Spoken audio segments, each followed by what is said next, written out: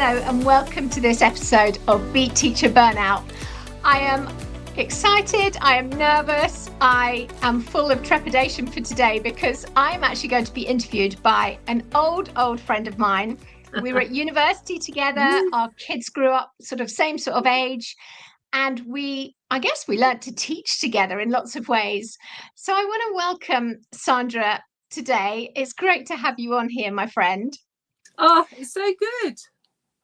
Yeah, it's really taking me out of my comfort zone because I love being in control. I like to be asking the questions and for it to go the way I want it to go. But today, Sandra is going to interview me because I have a new course coming out and we're both really excited about it.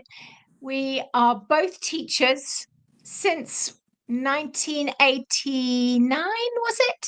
Something like that. Yeah, you qualified in 89. I qualified in 1990. Uh-huh. Oh, yeah. You just had to get in that you're a bit younger than me, didn't you? Yeah. Thank you for that. Yeah. Always. Well, I think one of our lovely memories of long time ago was in 1989, and I was getting married just before Christmas. Mm-hmm. And I asked Sandra to come and help me with my class in Brixton. Mm-hmm. And I had 8 to 9-year-olds, 30 of them. In those days, it's a long time ago. There was no such thing as a TA. We didn't plan in the same way. We didn't mark in the same way. It was a very different teaching experience, actually. What do you remember from that? I remember it was my first time in London teaching because I was I was from a small town in the north, and then we'd done our teaching practices around the southwest, and suddenly here was the big city, here was a mixed community, and yeah, you'd said come and help me, and I thought, yeah, that'd be fun.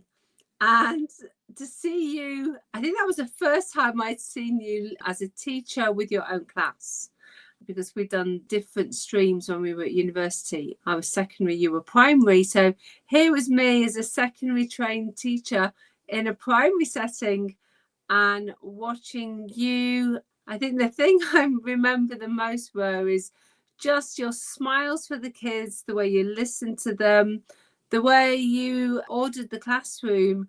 And then there were times when I'm thinking, how is she just keeping calm in that moment? That's incredible. Yeah, it was quite an exciting first year of teaching for me. I used to have one child who'd bring razor blades in his pocket every day. I don't know where he found these razor blades, but I just remember them coming in his pocket every day, and I would have to take them back off him and, things like that. It was quite an experience, but it made me the teacher that I became, I guess, and made me love special needs because there was a lot of need. Yeah. Yeah. So, my friend, are you going to interview me now? Because I'm so excited to share with people what's going on in my life. Well, I'm so excited because I've been watching this journey happen and listening to a lot of your passions and your plans. And so, yeah, Ro, why don't you tell us what inspired you to create the 5 Minute to Thrive course for schools? Well, great question, by the way. Thank you. Good start. So I created a course about a year and a half ago for teachers mainly, actually, to find different ways to find productivity, energy, creativity, and even to thrive in their roles in school so that they could be the best person they could be in school and also at home. And actually, what teachers fed back to me was that it was absolutely brilliant. They needed the content, they loved the content, but they said they were so overwhelmed and exhausted in their roles, they didn't have time. They just didn't have time to do the course. And also, a lot of the time, they didn't have money to buy it. So I kept giving it away for free. And, I'm starting my business, and you can't keep doing that. So I think that where it comes from is when I started to burn out and I ended up in hospital with a suspected heart attack, and I had 2 weeks off at that point, which is what the doctors told me. I went straight back into school after that, and nothing changed. So I'd had, all the heart attack symptoms, but no heart attack, thank God. But nobody said to me at that point, Ro, you can't sustain that number of hours working every week. You can't Mm. sustain that pace. You can't sustain the lack of balance in your life. Uh-huh. And yes, I had no boundaries. No one talked to me about boundaries. All I had was my children saying to me, Mum, we're really worried about you. Mm. But my Mm. bad, I didn't listen to my kids. Yep, they're grown up, but I still didn't listen to them. And Mm. they have forgiven me for that, I think. But I launched straight back into school and nothing changed. Wow. So I came up with this idea with a head teacher, actually, who said, we can't invest, lots of workshop time, all that sort of thing. And I said, what Mm-hmm. about 5 minutes each week Ah. in the staff meeting? So just start your staff meeting, have 5 minutes of me, Mm-hmm. and it's inspirational. It's actually quite life changing because it's about your habits, your mindsets. It looks at tiny micro changes in your week, Ah. but you then have to take some action. Now, this isn't about adding to your workload because I know staff will be going, no, thank you. This is about you watching what you do and retraining those neural pathways. Mm. So the head teachers that I then asked about this said, oh my goodness, maybe this is something that we can really serve our staff and Mm. ourselves Mm. to a better way of doing the week, Mm-hmm. but it fits into the calendar. So that's where Amazing. it came from. Oh wow. So bite size. I Yeah. love that. And like you said, micro changes then have a big effect because Mm-hmm. I guess it's something that people can actually hold on to, and they Yeah. kind of think, oh, maybe I can just do this. That's amazing. So with that in mind, Ro, obviously there's out there's lots of well-being tools. Why is yours the one to go for to make a difference?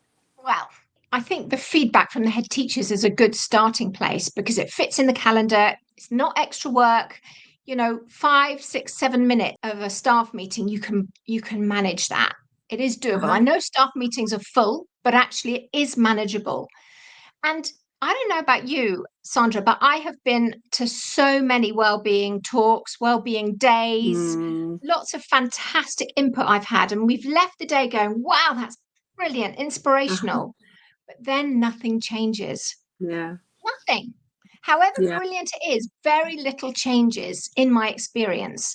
And this is a way of embedding things regularly because we have to retrain our thinking patterns, our Mm-hmm. mindsets, our habits. We have to keep repeating it. And if the whole staff is doing it, you've got that conversation going on, and people can Ah. say, oh, on the actions from this week, did you manage to spot that this week or not? And actually, I've even suggested to staff that they blow an action sheet up and put it onto the staff room wall so people can jot things down. If they spot them, they can have that Ah. conversation because this is about a culture shift through the school. Yeah. Yeah. Wow. Yeah. Amazing. Are there some specific topics and strategies that you cover in the course that you want to tell us about? Let me tell you about one. Uh-huh. So I wonder for people listening, where are you? Where do you come in your priority list? So if you look at your to-do Mm. list, are you even on your to-do list? So Wow. I don't think I was even on my to-do list for many years as a teacher, Senko leader. It didn't matter. I just wasn't there. But what are your priorities? So let me tell you a story of, it's a bit embarrassing really, but anyway, I'll tell you. One day I came home on a Friday evening and my kids were about to go on holiday. Mm-hmm. And my number 3 ran to the door. Mum, you forgot to cut my hair. Quickly, can you come and shave my hair? So I got out the clippers, threw my bags on the floor, ran over, plugged it all in. They sat there and I started at the top, at the front, and I clippered down the middle and started, halfway through. It's what I'd always done. But then I stopped and I looked and I realized I hadn't put the number 4 attachment onto the clippers. So this child had a whole bald patch starting down the front, going all the way down the back of their hair.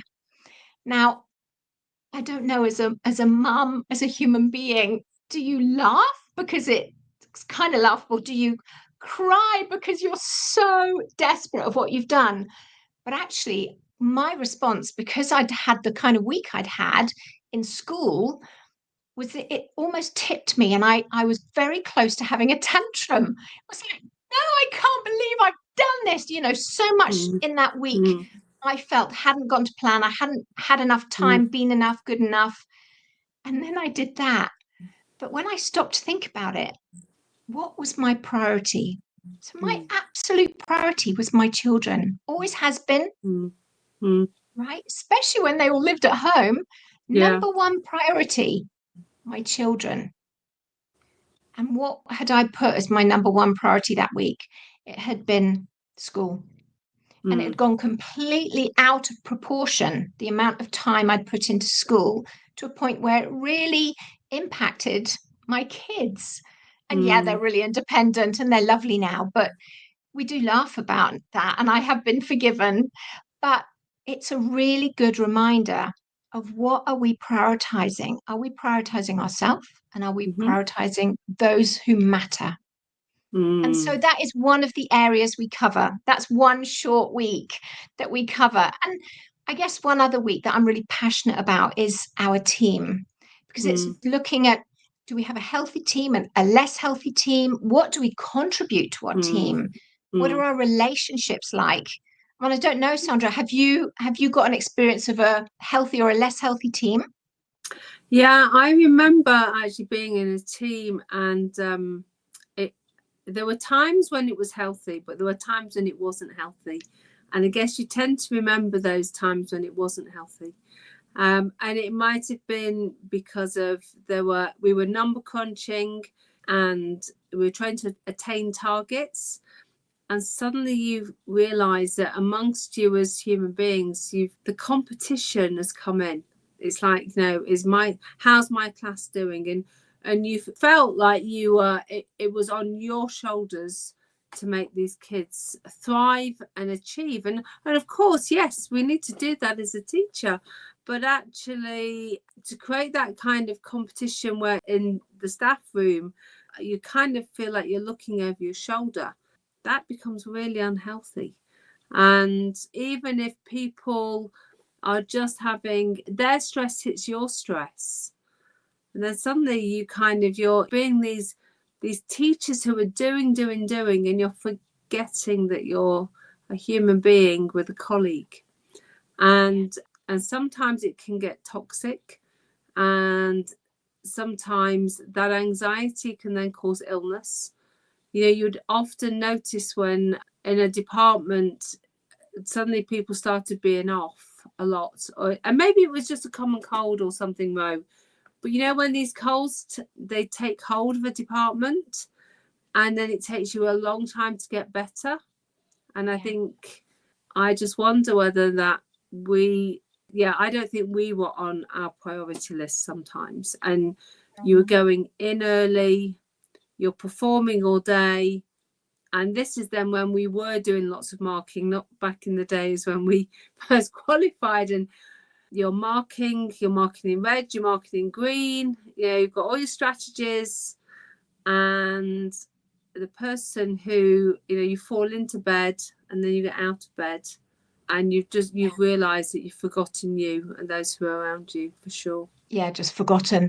And I think there's some research out there that I found recently about how looking after ourselves actually boosts our immune system. And I just find that extraordinary. I have included that in the course, actually. But yeah, there's all sorts of stuff around that needs to be worked on, just in tiny micro changes where we can bring difference into our team. Yeah, so good. Have you got an example of one of those micro changes? I just wonder if people are wondering what what could be one? What can I look forward to? That's a great question. I think what we're looking at is doing life a little bit differently. So finding ways to be more productive, to have a better work-life balance, and even to become more creative and more energetic. So each tiny week of 5 minutes is looking at different areas that you can work on. I say work on, but it's more rethinking how you do it. On one Okay. week, I challenge people to leave on time one day that week. And Wow. actually, I challenged a teacher on that this week. And I said, what would leaving early look like for you? Could you leave at 4:30? Uh-huh. Just one day. Uh-huh. And she said, oh no, I couldn't do that. But I could leave at 5. Otherwise, it would really be frowned on if I left before 5. Well, I'm questioning if you want to go pick up your kids one day a week, if you want to go to the gym, if you want to actually go and do something for you, which then makes you more productive the next day, as long as you're getting the work done, why aren't we looking at ways as a school that it's Mm. acceptable? I've had head teachers on here saying, I leave at 4 o'clock for a reason, because I want to give permission for my staff to Wow. leave whenever they want. Isn't that healthy? Isn't that Yeah. a wonderful way of leading to give people permission? I love that. Amazing. So what kind of feedback have you received from schools so far? I mean, you've talked about lots of positive things, but tell us more. Well, it's difficult to give feedback at the moment because it's just out in trial in quite a few schools around the country, actually. And actually, if you're a school that is not in the UK, I would love you to contact me and you could do a trial for me, because this is going to fit any school, any size, any shape, any age. But the feedback that I've had from head teachers when I've described it to them is excitement. They're saying, finally, somebody's finding a way where we can support our staff in a way that is manageable.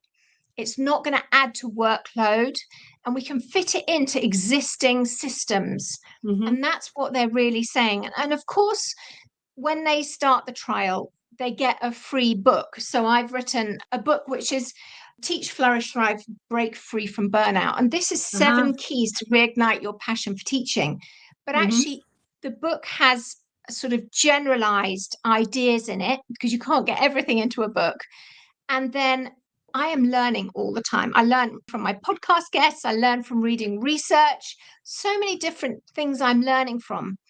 And the course is really looking at that. So the teachers who responded, we love the content, but we can't get at it because we're too tired. The head teachers are saying, oh, fab, you've found a way of getting the content to us in an accessible way. So in a month, I'll come back on here and I'll feed back what is the reality for schools of doing the course. Oh, that would be great to come back and hear all of that.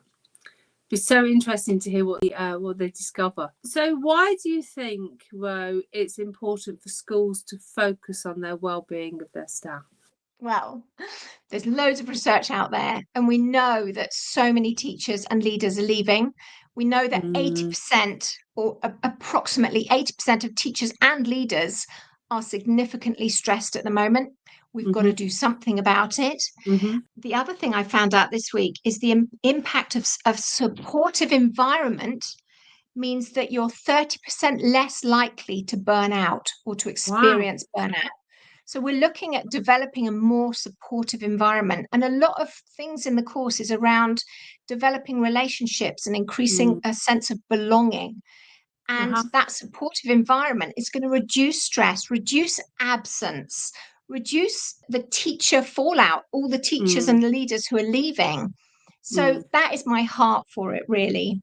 I love that, because there's always that sense when you go home and think back through your day, and it can be really lonely, and especially if you've not got anybody at home that you can talk through it with, or who's even interested. Because sometimes it's like, oh, school, and we want a life besides school. And so to be able to have a community that's supportive, and where you know where to go to chat, and also celebrate. It's a celebration as well. Let's celebrate the changes together. Oh, I love this. So what can listeners do if they want to learn more or to get involved with your new course? Well, they can email me, they can message me, they can set up a call with me, or watch on social media. I'm going to be talking a lot about it as this develops. And I am excited because my passion is to help teachers and leaders to thrive. And I'm hoping teaching assistants can get involved in this. If there's a way that schools can bring TAs into this, then the whole school culture can change even better. But I guess, yeah, just contact me, find out more. Yeah, let me know if you want to come onto an email group that I will be sending out updates to. And then when it comes out, hopefully in October, then you can find out about it more then. So how do they find out your email? Where's these contact details going to be, Ro? Question. You must be a teacher. Clarifying. So author Rowena Hicks at gmail.com is the best email. And I'll put it in the show notes as well. And I think that's probably long enough for everybody to listen to. But thank you, Sandra. I'm so grateful to be interviewed by you. It's actually quite scary being interviewed by a friend because you never quite know what she's going to say or if there's something she's going to reveal about me. Maybe that's for the next podcast then, Ro. Yeah, follow up one. But thanks everyone for listening. And thanks, Sandra, for doing the interviewing. I really appreciate it. Oh, it's been great. Can't wait to see this happen. Thanks for listening. I hope you took something of value from today. If you want to connect, I'm at rowenahicks.com, or I have a Facebook group, which is Preventing Teacher Burnout. So I look forward to connecting to you at one of those.